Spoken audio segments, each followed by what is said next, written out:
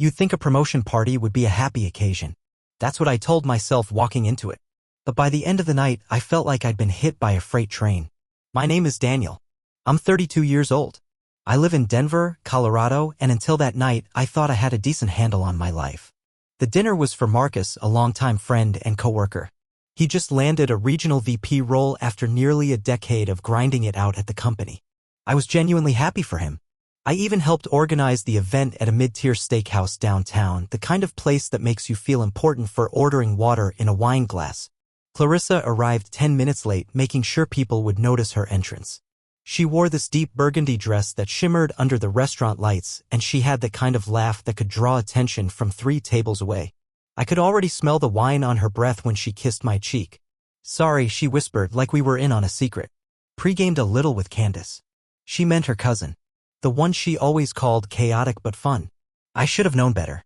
We moved through the crowd of co-workers, shaking hands, clinking glasses. Clarissa did her usual thing, draping herself over me like we were Hollywood's next couple. Then came the story.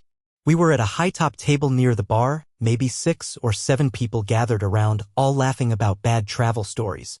That's when Clarissa launched into an exaggerated version of our recent work trip to Atlanta, the one where I accidentally booked the hotel for the wrong weekend. It had been an honest mistake, a stressful one, and I had confided in her how embarrassed I'd felt. But Clarissa? She turned it into a bit. Oh my God, you guys should have seen his face, she said, grinning. He looked like someone just told him Santa wasn't real. A few people chuckled, unsure if they should laugh. And then he tries to problem solve by calling the front desk like he's Liam Neeson in Taken. I will find you a room. The laughter grew. I forced a smile. I was about to steer the conversation somewhere else when someone, I think it was Marcus's wife, raised her glass and asked jokingly, so when's it your turn, Daniel? You guys planning to make it official soon? Clarissa didn't miss a beat. Daniel? Oh God, I'd never let him propose, she said, tossing back her wine. I mean, he's sweet and all, but let's be real, I could do way better. Silence. Someone coughed. A fork clinked against a plate. I stared at her, hoping to see any sign she was joking. Instead, she kept going. He's kind of hit a plateau, you know? Still stuck in the same position for how long now? 5 years? 6. I could feel my face burning. Every word out of her mouth felt like a slap. And don't even get me started on his hobbies. The man collects retro video game consoles like that's impressive. And his mom? They talk every week.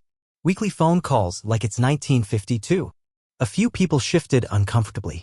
I noticed Marcus looking down at his drink. I mean, I love him, don't get me wrong, she said, in the way someone might say they love their dog who keeps peeing on the carpet. But you know when you've got potential and you're just waiting for a better fit? Someone forced a laugh. Clarissa smiled as if she just killed at an open mic. And I sat there, numb, not saying a word. She had just turned my life into her comedy routine. Made me the punchline in front of people I had to see every day at work. Strangers, friends, my boss, all now watching me through a different lens. That's when I felt it. Not anger. Not embarrassment. Resolve. I stood up quietly. Didn't say a word. I left my half-finished drink on the table and walked out while Clarissa was still mid-sentence about how I'd never learned how to grill a steak properly. She didn't even notice I was gone. Not yet. I didn't slam the door when I left the restaurant. I didn't make a scene. I just walked to my car in the parking garage like a man who had already made up his mind. The cool night air hit my face and I remember thinking it had never felt more honest. Driving home, I didn't turn on the radio. No angry music. No moody playlist. Just silence, the kind that settles into your bones and makes you pay attention. I wasn't even thinking about the party. Not really. What played in my mind on repeat was a phone call I'd overheard 3 months earlier. Clarissa had been sitting on the balcony one night, talking to her cousin. She didn't know I was standing in the kitchen, the window cracked just enough to hear her voice. I wasn't eavesdropping, not intentionally. But once I heard my name, I froze. I'm just waiting on this bonus, she had said. Once that hits, I'm out. I mean, I'm not trying to be tied down to someone who's fine. He's fine. But he's not it. I remember that word. Fine. Like I was a meal you tolerated at a diner because the better place was closed. That was the night I started planning. So when I pulled into the driveway after the dinner, I didn't hesitate. I walked inside and stood in our quiet condo, our shared space, and took one last long look. Everything looked the same, but it felt like I'd already left. I went straight to the bedroom, grabbed the suitcase from the back of the closet and laid it flat on the bed. Shirts, pants, socks. All folded with a calm precision I didn't know I had. I wasn't rushing. I wasn't panicking. It was like my hands knew what to do before I told them. Passport, birth certificate, bank statements. The kind of documents you only ever think about when something big is happening. I moved on to the bathroom, tossed my razor, cologne, and the bottle of aftershave she always said smelled too mature into a dop kit. Good. Next, I grabbed the lockbox from the top shelf of the coat closet. She didn't know about it. Inside were the original lease papers, the ones that clearly stated the unit was mine. My name, my security deposit, my credit, not hers. That was going to come in handy. I sat on the edge of the bed, typing out a message to our property manager. Sheila. She was nice, older, liked to talk about her cats too much. But she was sharp and always professional. Hi Sheila, just a quick heads up. I'm invoking the early termination clause in my lease, effective immediately. Please prepare a written notice for my cohabitant Clarissa. The lease is solely in my name, so there should be no delay on processing. Feel free to leave the printed notice inside the front door. I'll swing by the office to sign anything else you need tomorrow. Thanks, Daniel. I hit send. It was done. I zipped the suitcase, slung my backpack over my shoulder, and paused. There was a framed picture on the hallway table. The two of us in New Orleans during Mardi Gras, holding beignet and laughing like we had forever ahead of us. I didn't take it, didn't break it either. I just turned it face down and kept walking. As I stepped outside, I left the condo exactly how I'd found it. Quiet, clean, and full of things that didn't matter anymore. I checked into a short-term rental loft I'd been quietly touring the past few weeks. Industrial ceilings, exposed brick, open layout. Sparse but perfect. I picked it because it didn't remind me of anything. Felt like a blank page. I sat down on the futon and stared at the ceiling for a long time. The city buzzed somewhere outside my window, but in here, it was still, peaceful. For the first time in years, I wasn't worrying about how to keep the peace. I wasn't bracing for a sarcastic jab or an eye roll or some thinly veiled complaint about how boring I'd become. I'd left without a word. No argument. No tears. Just quiet. Let her come home to that. It was sometime after 2 a.m. when my phone started buzzing. I didn't check it right away. I was lying on the floor of the loft, surrounded by unpacked boxes and a silence so complete it felt like a blanket. I hadn't bothered with a bed yet. I didn't need one. Not that night. The first call came in with Clarissa's name flashing across the screen. I stared at it for a second, then let it go. Then the text started. Where are you? Are you seriously ignoring me? Daniel, come on. This isn't funny. Then another call. Then another. The first voicemail came in a few minutes later. Slurred. Wobbly. Okay, Daniel, are you trying to punish me? Like seriously? Because whatever this is, it's petty. Delete. Another one buzzed in a minute later. Her voice was sharper this time. You're a child. A literal child. Walking out in the middle of the night like some drama queen? Grow the hell up. Then, you want to act like you're the victim? Fine. Go cry in your man cave with your little toys and your boring-ass job. I let that one sit on the screen for a while. Then I hit block. I wasn't going to play the game. Not anymore. She kept calling from unknown numbers.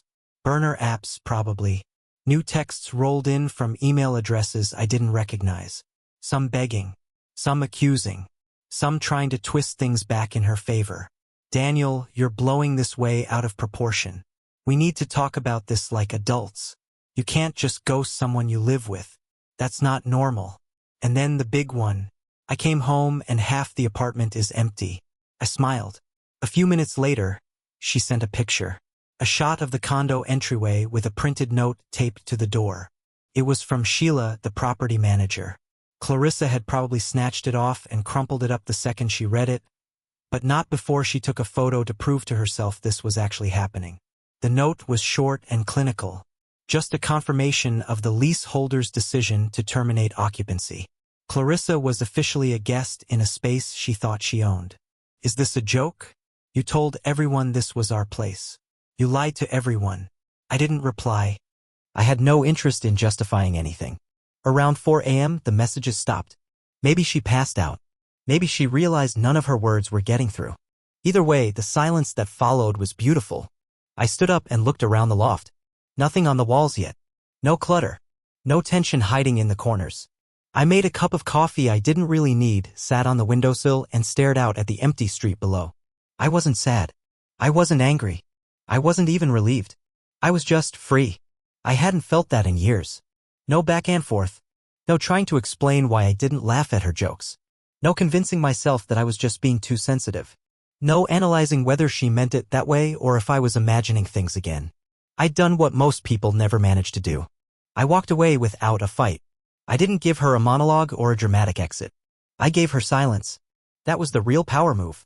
By sunrise, I had a new lock screen photo, the skyline view from my loft, still dark, still untouched by the day. A reminder that this was mine. This space. This peace. The first morning of my new life began with the phone finally quiet and me finally still. I expected the fallout to take a few days. It took less than 24 hours. The next morning, I was sipping coffee and scanning apartment listings for a desk when my phone lit up with a message from Carl, one of the newer guys from accounting.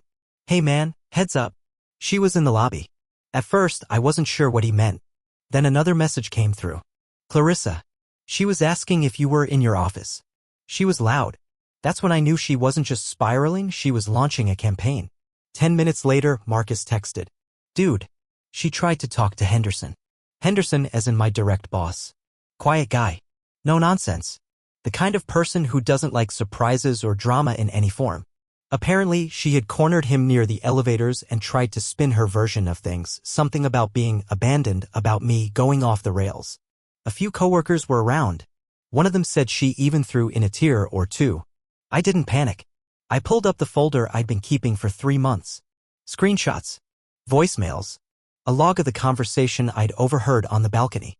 Clarissa clearly planning her exit post-bonus, post-holiday whenever it suited her. I never intended to use it. But now? It wasn't about revenge. It was about protection. I requested a quick meeting with Henderson and forwarded him a trimmed-down folder, the stuff that mattered. No emotion. No accusations. Just facts. I walked him through the messages, the context, the timeline. I even played one of the voicemails she'd left the night before. Her voice, slurred and bitter, calling me a loser and warning me that people at work would hear the truth soon. Henderson didn't say much. Just nodded slowly, then made a single call to HR. By noon, Clarissa was banned from the building. She didn't go quietly. Carl said she came back 2 hours later trying to get her keycard reactivated. Security escorted her out. That's when the texts started flooding in. Not from Clarissa. From mutual friends. People who'd been at the party. People we'd gone to brunch with. People who had never really known what our relationship was like, not fully, but who now had a front row seat to her version of the story. What's going on, dude? She says you blindsided her. She told me you just disappeared? Like in the middle of the night. Is this about the lease thing? She said she thought it was her place too. I didn't engage with everyone. But a few of them?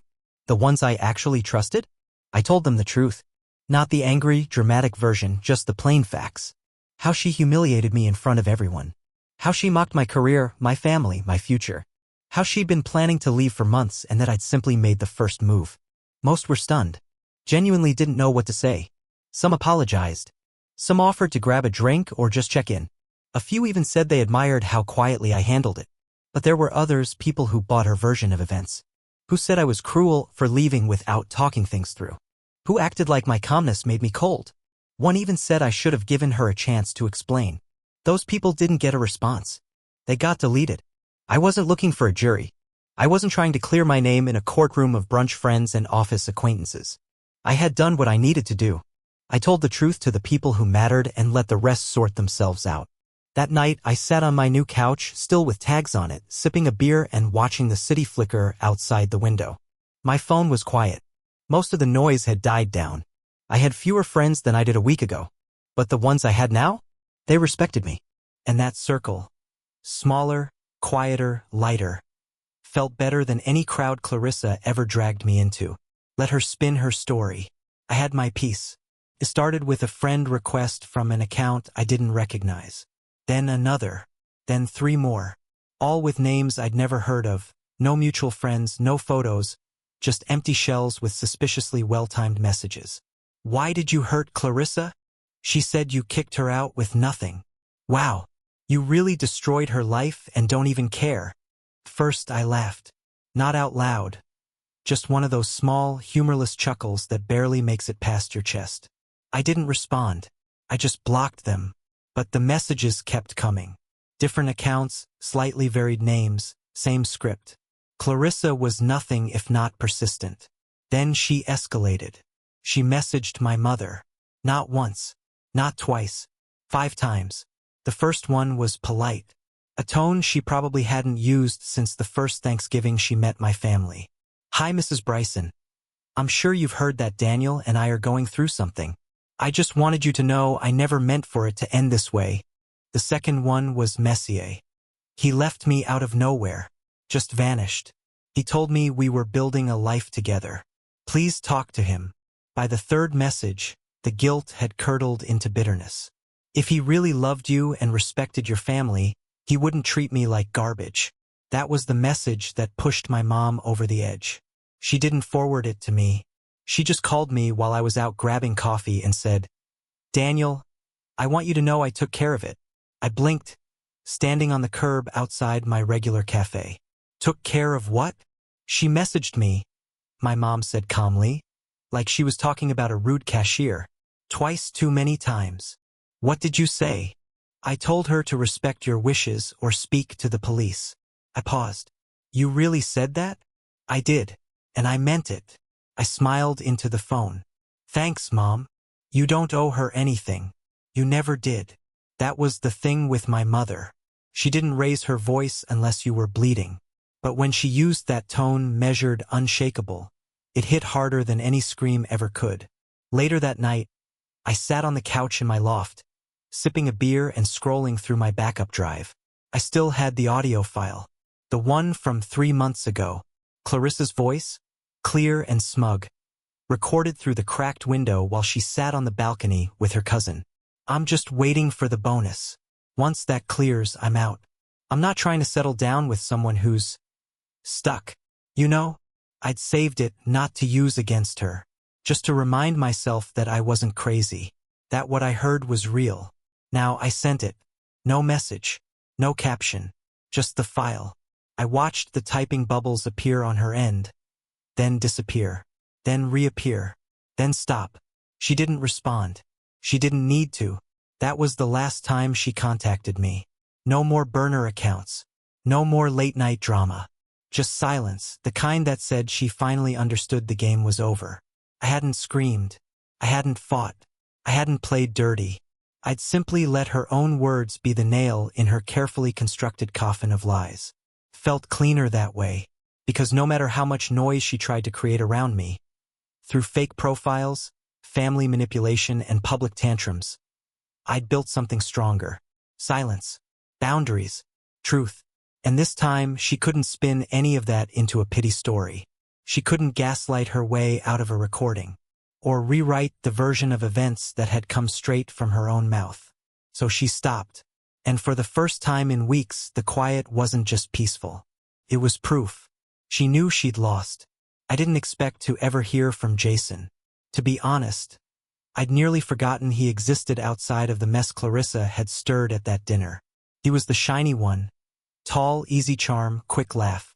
The kind of guy Clarissa liked to name drop around me just often enough to keep me insecure. You know Jason, right? She'd say casually at company mixers. He's so sharp, really moving up fast.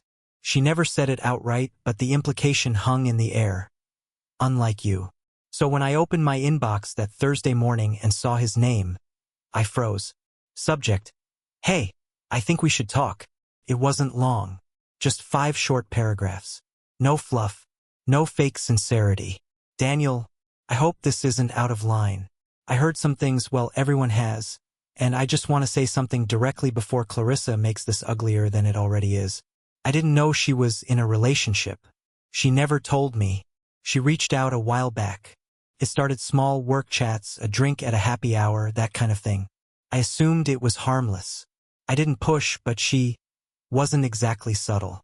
I only found out about you after the dinner. I felt like an idiot.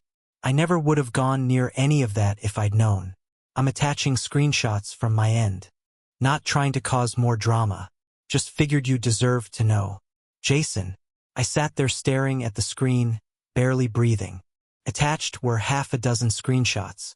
Some from Slack, some texts, a few DMs. All from weeks, even months before that night at the steakhouse. Clarissa. You'd be surprised how lonely ambition feels when you're with someone who doesn't have any. Clarissa. Honestly? You're the kind of guy I could see myself with if the timing were different. Clarissa. Maybe I need to stop waiting for him to catch up and just be where I want to be already. She never mentioned me by name, but it didn't take much to connect the dots. She made herself sound trapped, stuck with some guy who didn't understand her potential. Reading it felt like watching someone gossip about me while I stood in the room. Invisible. The worst part? Jason didn't even flirt back all that much. He kept it surface level. Professional. Friendly. He wasn't trying to steal anyone's girlfriend. She was shopping for a replacement. I sat there for a long time after finishing the email. Not angry, just hollow. This was the final piece. It wasn't about the steakhouse. It wasn't about the roast-like monologue or the burner accounts or even the voicemail campaigns. That had all been noise. The kind you kick up when you're trying to hide something real. This was the real thing. The foundation of betrayal that had been laid brick by brick behind my back. Long before I ever walked away. I typed back, Jason, thanks for reaching out. No hard feelings. You did the right thing by sending this. I appreciate the honesty, especially when you didn't have to. She was good at that, making people feel like they owed her something. I don't blame you. Take care. Daniel. He replied an hour later. Appreciate that. Glad you're okay. Hope things settle down for you. That was it. A short, surprisingly human exchange with a guy who, without even knowing it, confirmed everything I had suspected but hadn't wanted to believe. It didn't make me feel vindicated. It made me feel clean. Because now I knew for certain, walking away wasn't a loss. It was an escape. And Jason, he wasn't the villain of the story. Clarissa was just the kind of person who needed someone better, not to be with but to blame. This time I made sure she had neither. It was a Sunday morning when I got the text from my mom. Simple. No warning. She showed up. I was halfway through pouring cereal into a chipped bowl in my new kitchen. Still groggy, wearing socks with holes in the heels. I stared at the screen for a second, then sat down at the table. My parents lived 2 hours away, just outside Colorado Springs. A quiet place with wind chimes, bird feeders, and a front porch that always smelled faintly of old coffee and lilacs. I hadn't brought Clarissa there more than a couple times. She always complained it was too far for how boring it is. Now she'd driven all the way out. I called my mom. She picked up on the first ring. She came to the house, Daniel, she said, her voice calm but tight. This morning, around 8, I was still in my robe. What did she want? I asked, already knowing. She was crying, my mom said, and I could hear the disapproval in her voice even though she wasn't raising it. Mascara halfway down her cheeks. Looked like she hadn't slept. Let me guess, I said. She wanted you to call me. She said you were shutting her out, that you were making a mistake, that you just needed someone to talk sense into you. I waited, and my mom sighed, so I invited her in, made her a cup of tea, sat her down. I winced. Mom, don't worry, she cut in sharper now. I didn't fall for it. I listened. I let her talk. Then I told her to leave. I blinked. You what? She wanted a performance, Daniel, she said. That's what I realized. She didn't come here to fix anything. She came for an audience. For the same kind of attention she got at that dinner. Except this time, she wanted sympathy instead of laughs. I leaned back in my chair, stunned. My mom wasn't usually the boundary-setting type. She was a peacemaker, a buffer, someone who gave second chances by the dozen. For her to say that, what exactly did you tell her? I told her, my mom said, with that even voice she used when she meant business. That if she respected you, she'd leave you alone. that we're not going to be the middle ground, that we support your decisions, and you made them for a reason. A long pause settled between us. She didn't like that, she added after a moment. She asked if I knew what you were walking away from. I told her yes. A lie, a performance, a future she was never going to be in for real. I closed my eyes. There was something about hearing it, really hearing it, from someone who had watched me grow up that made it all settle a little deeper in my chest. I'm proud of you, Mom, I said quietly. She didn't respond for a second. Then her voice softened. I'm proud of you, Daniel. You didn't let her break you. Not really. We hung up not long after. No dramatics. No lectures. Just mutual understanding. An hour later, my mom sent a follow-up text. She left. I think she finally got the message. She wanted a performance. We gave her closure instead. I read that line 3 times. We gave her closure instead. And just like that, I felt something uncoil in my chest, something I hadn't even realized was still clenched. She wasn't going to find a new angle. Not through me. Not through my job. And now? Not through my family either. She'd finally run out of stages to stand on. I waited exactly 1 week. Long enough for her to believe maybe I was bluffing. That I'd come back. That this was just some drawn-out fight that would end with a dramatic argument, angry makeup sex, and a couples therapy appointment we'd never actually attend. I waited until I knew she'd be at work, a new admin gig she'd picked up through a friend of a friend. Short commute. Decent pay. She'd told me she was slumming it for now. That always stuck with me. At 9:40 a.m. on the dot, the movers arrived. There were 2 of them. Older guys, polite, fast. I'd hired them through a friend from the gym. Paid cash. No paper trail. I gave them a printed list. Take only what's highlighted, I told them. If it looks like it was bought for her, leave it. If it was bought together, leave it. I only want my things. They nodded. No questions. The bookshelves I'd assembled myself? Packed. My grandfather's vinyl collection? Loaded into a padded crate. The minimalist desk she always said looked too utilitarian? Wrapped in blankets. My cast-iron skillet. My office chair. My black and white photo prints from the hall. Even the ugly lamp from college that I never stopped loving. Gone. All of it. Mine. The TV? Left behind. We'd bought it together. The couch? Hers. Left it. The rug she insisted on from West Elm that cost more than my first car? Left it.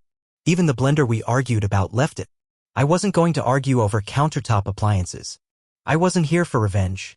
I was here for removal. By 11:15 a.m., the truck was full. The movers asked where to drop everything. I gave them the address to the storage unit near my new place. Prepaid for 6 months. Appreciate you keeping it clean, one of them said as he closed the truck door. I'm not here to make a mess, I said. Just to disappear. I left one more thing behind. A yellow envelope on the kitchen counter with her name written across the front in plain black marker. Inside, a note. Everything left in this apartment is yours. I took only what I came in with. There's no key to return, the lease was never yours. I won't be back. Daniel. No anger. No guilt. No open loops. I walked out without looking back. Later that night, I checked my phone. No missed calls. No voicemails.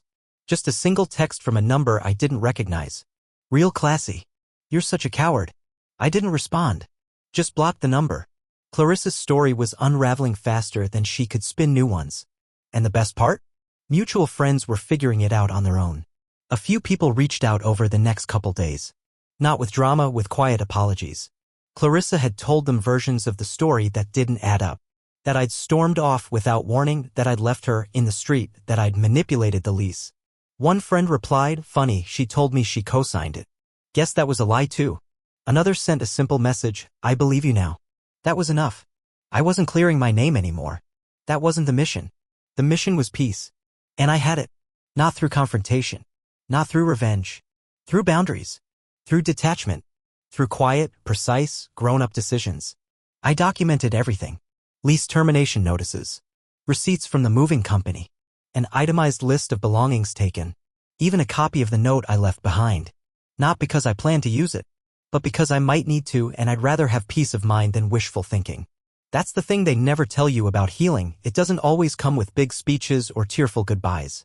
Sometimes it looks like a half-empty apartment, a locked storage unit, and a perfectly quiet phone. And God, did it feel good. I didn't plan anything big. No post-breakup adventure. No dramatic new chapter post on social media. Just a hike. A quiet early morning trail on the edge of Boulder. I'd driven past the sign for it 100 times but never stopped. Clarissa used to joke that hiking was what people do when they have nothing better to accomplish. I believed her for a while. Stopped doing things I liked because she made them feel small.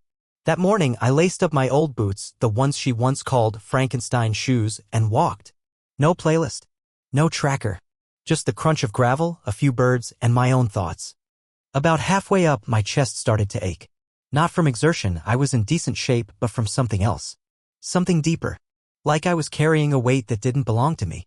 I paused, looked out over the trees, and let the silence swallow me. That's when it hit me, she's not here. Not in my home. Not in my inbox. Not in my choices. Not in my head.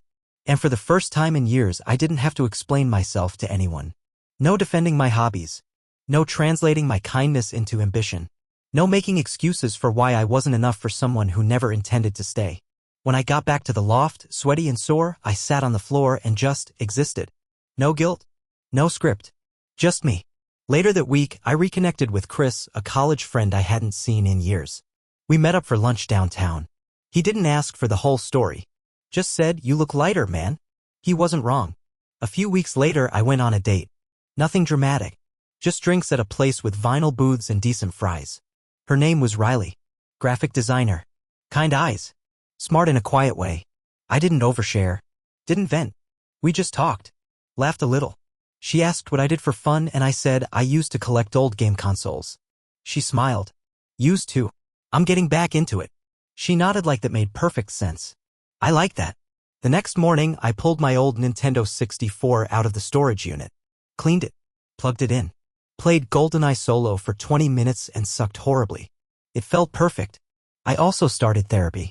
Not because I was broken, but because I was tired of pretending I was fine when I wasn't.